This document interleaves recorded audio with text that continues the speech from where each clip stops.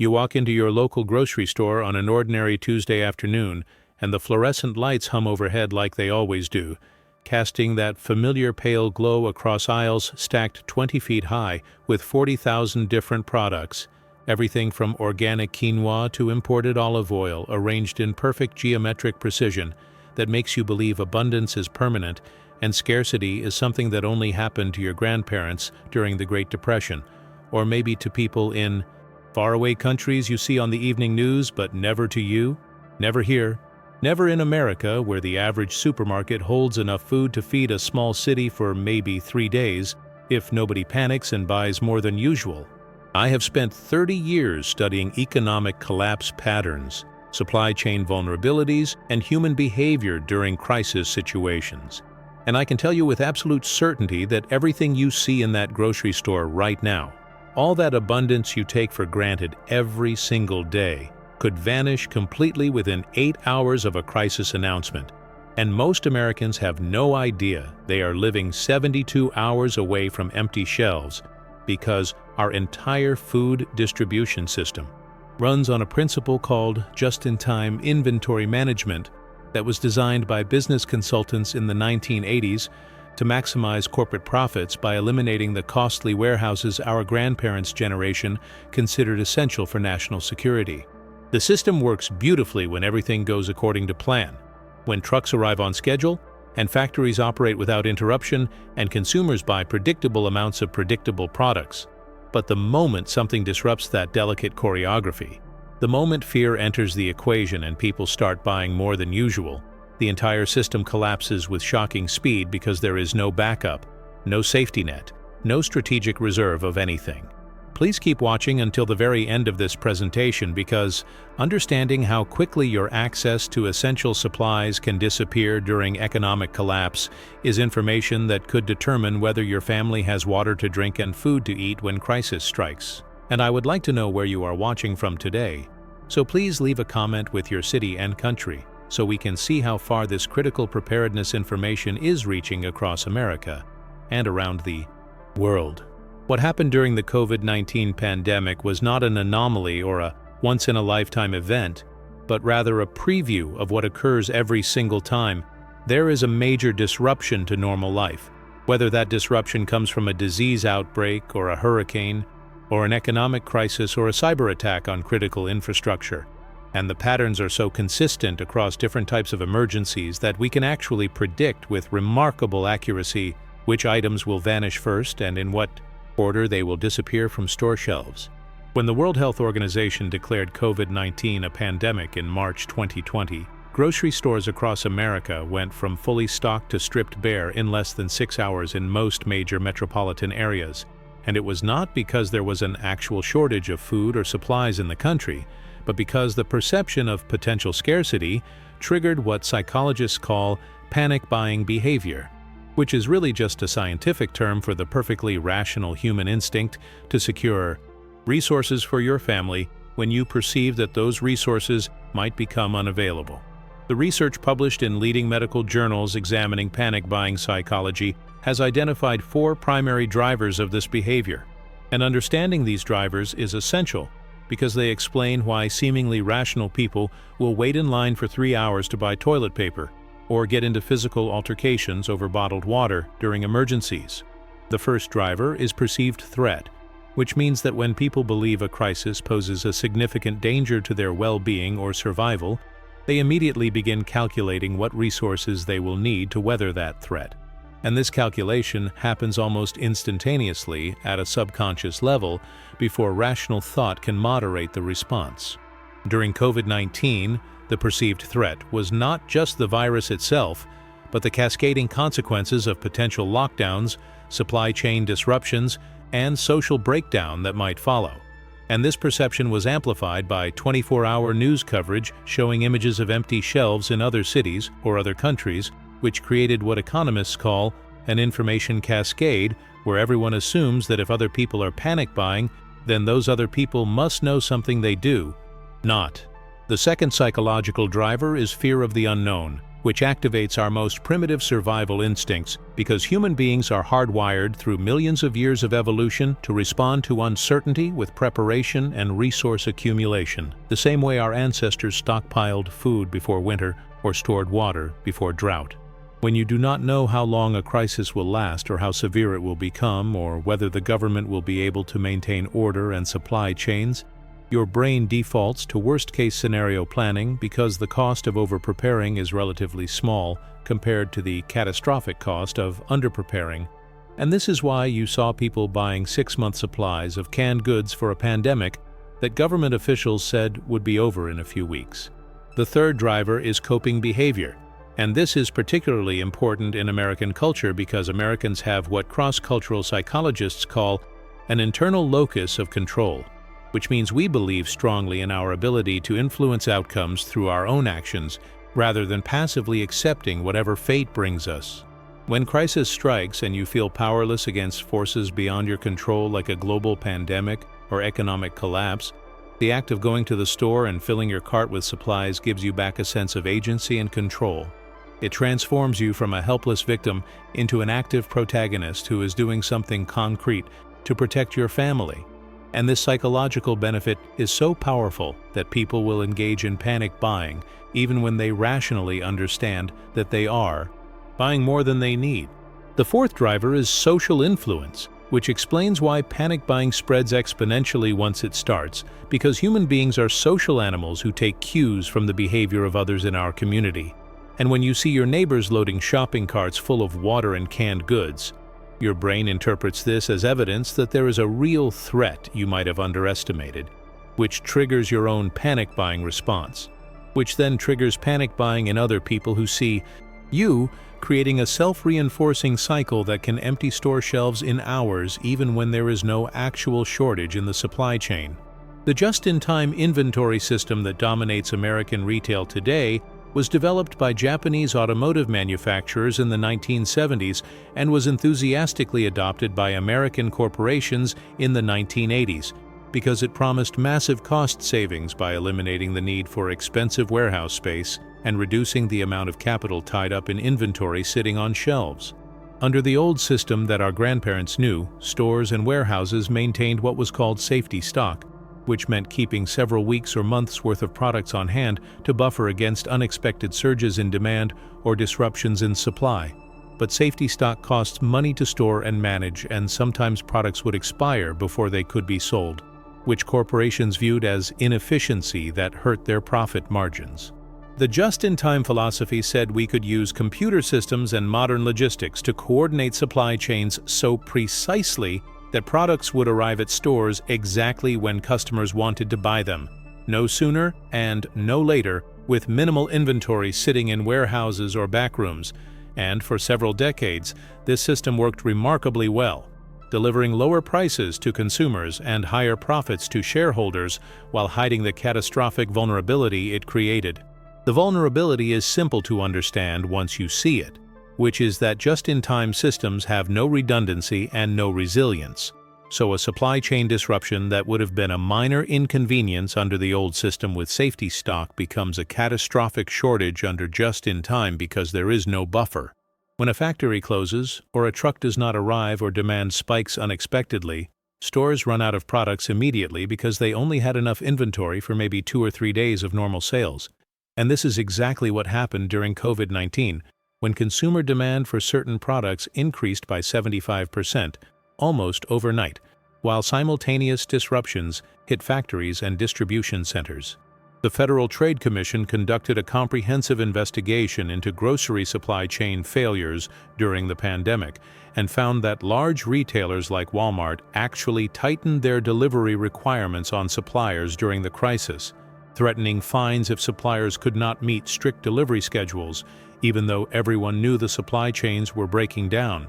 And this pressure from large retailers created a bullwhip effect where panic and shortages cascaded backward through the entire supply chain, from retail stores to distributors to manufacturers to raw material suppliers. What most Americans do not understand about modern supply chains is the concept of inventory velocity, which measures how quickly products move from manufacturer to store shelf to shopping cart. And in just-in-time systems, this velocity is extraordinarily high, with most products spending less than 24 hours in any given location between factory and home.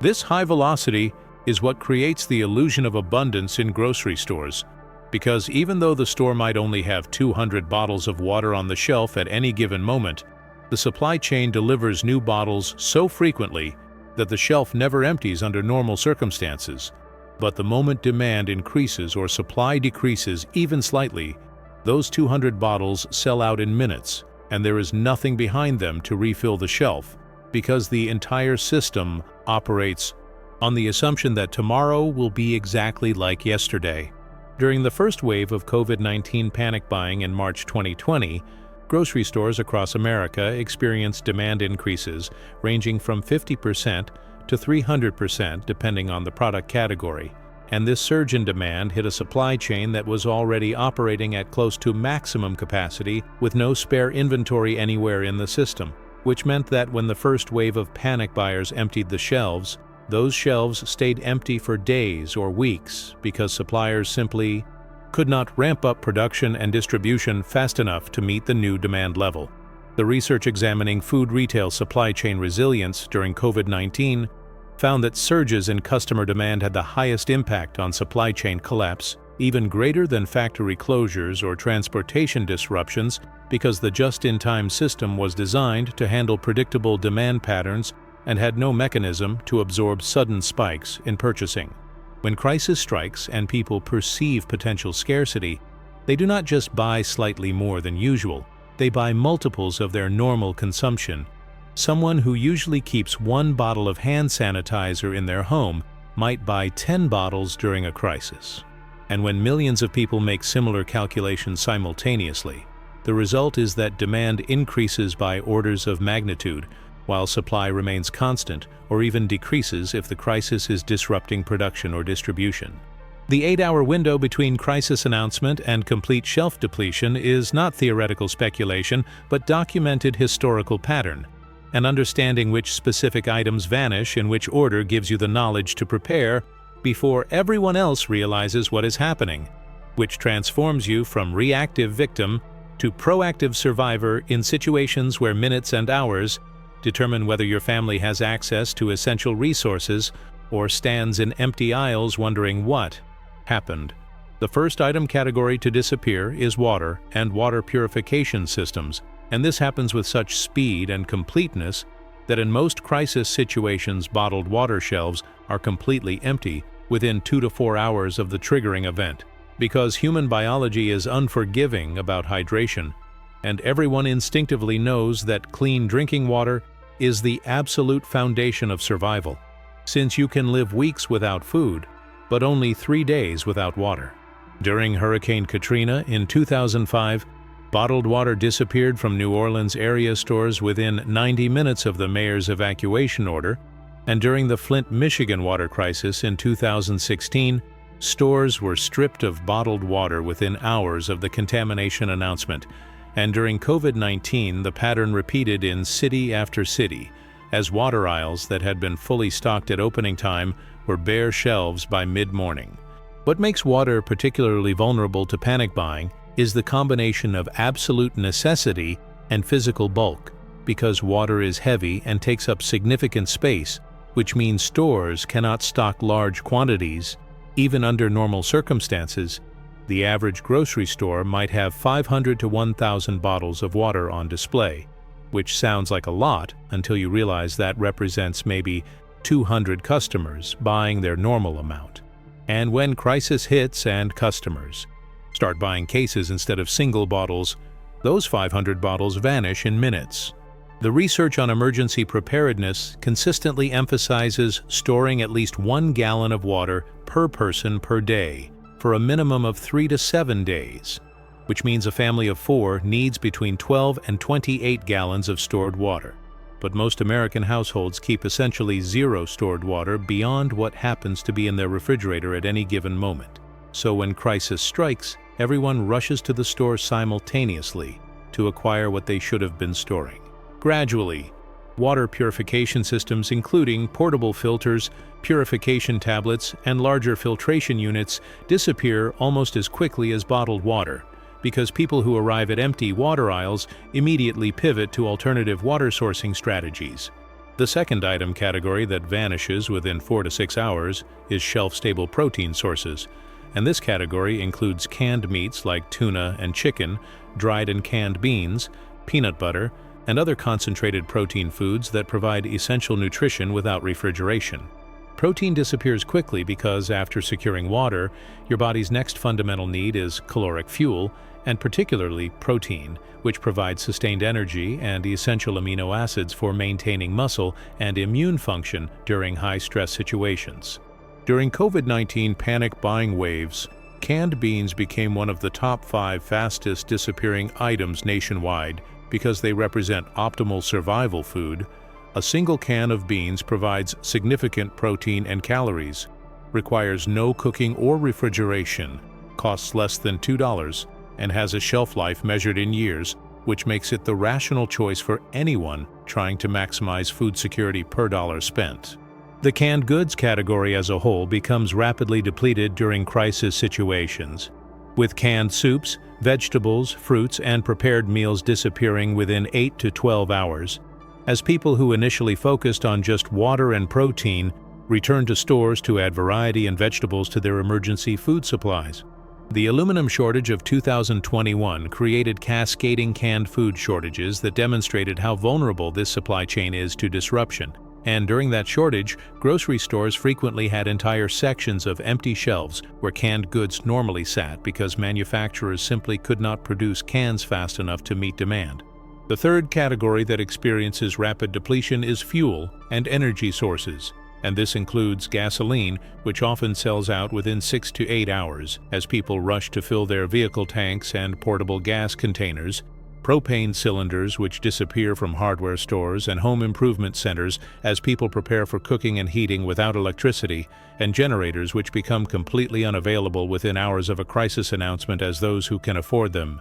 purchase whatever models remain in stock. The panic buying of fuel creates a particularly dangerous self-fulfilling prophecy because the fuel supply infrastructure in most areas is actually quite robust and could easily meet normal demand plus a reasonable increase. But when everyone tries to fill their tanks simultaneously, the gas stations run dry, not because there is insufficient fuel in the regional supply, but because the pumps cannot dispense fuel fast enough, and the tanker trucks cannot refill station tanks fast enough to keep up with the surge. Hurricane preparedness guidelines emphasize having backup power systems and adequate fuel supplies, with recommendations to maintain at least 72 hours worth of fuel for generators and to fill vehicle tanks well before a hurricane makes landfall. But most people wait until the last moment, which creates the fuel panics that mark every hurricane season along the Gulf Coast and Atlantic seaboard.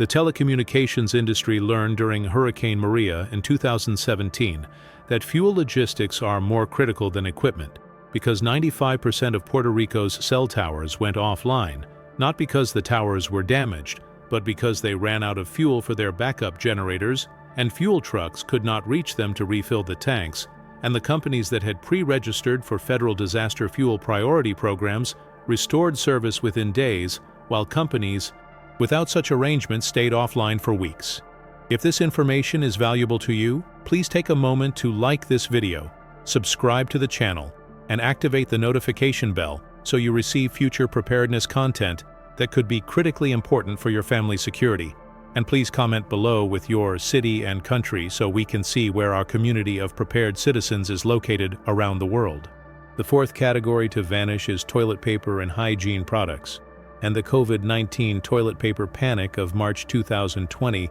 became such a cultural phenomenon that it entered the collective memory as symbol of crisis irrationality. But the behavior was actually perfectly rational when you understand the psychology behind it. Toilet paper disappears quickly during crises because it represents the maintenance of basic human dignity and sanitation,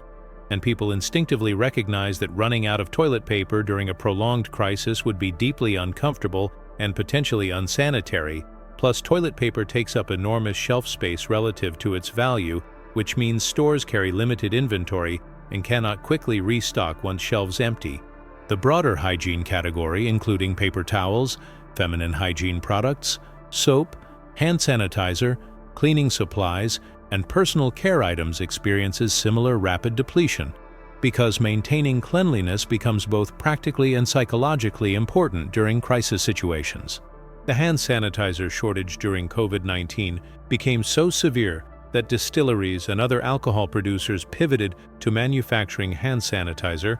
and the federal government temporarily relaxed regulations to increase production. But even with these emergency measures, many stores had no hand sanitizer available for months because demand exceeded supply by orders of magnitude. The fifth category that disappears is medications and first aid supplies, and this includes over-the-counter pain relievers, fever reducers, cold and flu medications, first aid kits, bandages, antibiotic ointments, and prescription medications that people stockpile when possible. Medical supplies vanish quickly because health issues do not pause during crises and may actually increase due to stress, and people recognize that access to medical care may be limited or unavailable during emergencies, which makes having home medical supplies essential. The COVID-19 pandemic revealed catastrophic vulnerabilities in medical supply chains when N95 masks, nitrile gloves, and other basic medical supplies became unavailable even to hospitals and healthcare workers, let alone ordinary citizens trying to protect themselves, and this shortage persisted for months despite emergency production efforts because global supply chains for medical equipment are concentrated in a small number of factories mostly located overseas. The sixth category is baby formula and infant supplies, and this category deserves special attention because the 2022 baby formula shortage demonstrated how quickly a critical supply can become unavailable, and how devastating the consequences are for vulnerable populations who have no alternatives. Baby formula disappeared from store shelves across America in early 2022 when Abbott Laboratories, which controls approximately 40% of the United States formula market, shut down its largest production facility in Michigan due to contamination concerns and issued recalls for several major formula brands including Similac, Alimentum, and Elecare. The shortage was dramatically worsened by panic buying behavior, as parents who normally kept a week or two supply of formula began stockpiling months' worth of supply because they feared not being able to feed their children. And this panic buying created a ripple effect, where even formulas not affected by the Abbott recall vanished from shelves as desperate parents bought whatever they could find. Parents of infants with allergies or special dietary needs faced particularly acute crises, because specialized hypoallergenic formulas like Alimentum were completely unavailable for months, forcing some parents to search across multiple cities or turn to online marketplaces where price gouging became rampant. The psychological impact of formula shortages is uniquely severe because, unlike almost any other product, baby formula has no acceptable substitute for infants under 6 months old who cannot safely consume regular milk or most other foods, which means parents facing empty formula aisles are facing the literal starvation of their children, and this existential threat drives behavior that might seem extreme, but is actually the rational response of parents trying to keep their babies alive. Major retailers implemented purchase limits of 3 units per customer in attempt to prevent hoarding and keep shelves stocked, but even with these limits, many stores remained out of stock for months, and government agencies eventually had to arrange emergency imports of formula from Europe and invoke emergency production measures to address the crisis. The seventh category that disappears rapidly is batteries and lighting equipment, and this includes all battery sizes, but particularly AA, AAA, and D cells, which power most flashlights and emergency radios, as well as the flashlights and lanterns themselves, candles, matches, lighters, and any other means of producing light without electricity. Batteries vanish within 6 to 8 hours because maintaining light and communication capability during power outages is essential for both practical function and psychological comfort, and the experience of sitting in darkness with no information about what is happening outside creates profound anxiety that people will pay almost any price to avoid. Hurricane preparedness recommendations consistently emphasize having multiple sources of light and adequate battery supplies, with specific guidance to maintain at least a week's worth of batteries for essential devices, and to have backup lighting that does not depend on batteries such as candles or chemical light sticks. The dependence on batteries extends beyond lighting to include emergency radios, which may be the only source of information if internet and cellular networks fail, medical devices like blood pressure monitors and glucose meters that some people depend on for health monitoring, and mobile phones which have become so central to modern life that most people experience genuine distress when their phone battery dies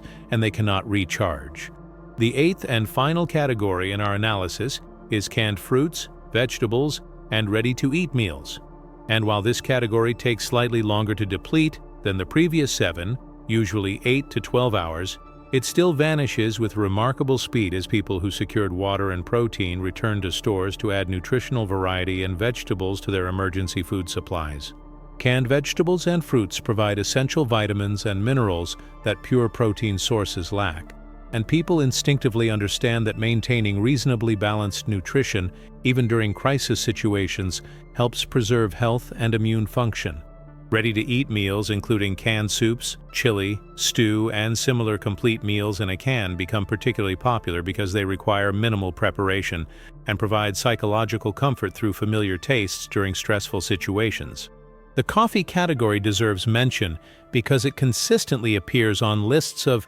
rapidly disappearing crisis items. Not because coffee is nutritionally essential, but because for the substantial percentage of Americans who consume coffee daily, the prospect of going without during a crisis represents an additional hardship they are determined to avoid. The knowledge I have shared with you today about which items disappear first, and why they disappear in this particular order, gives you something more valuable than any physical stockpile, which is the understanding of human behavior patterns during crisis that allows you to prepare methodically before crisis strikes rather than competing desperately with panicked crowds after the crisis has already begun. The 3-month rotation system represents the practical application of this knowledge, where you gradually build supplies of these 8 critical categories by purchasing slightly more than you need each shopping trip and rotating stock so nothing expires, which spreads the financial cost over time and ensures you are never caught unprepared when crisis strikes.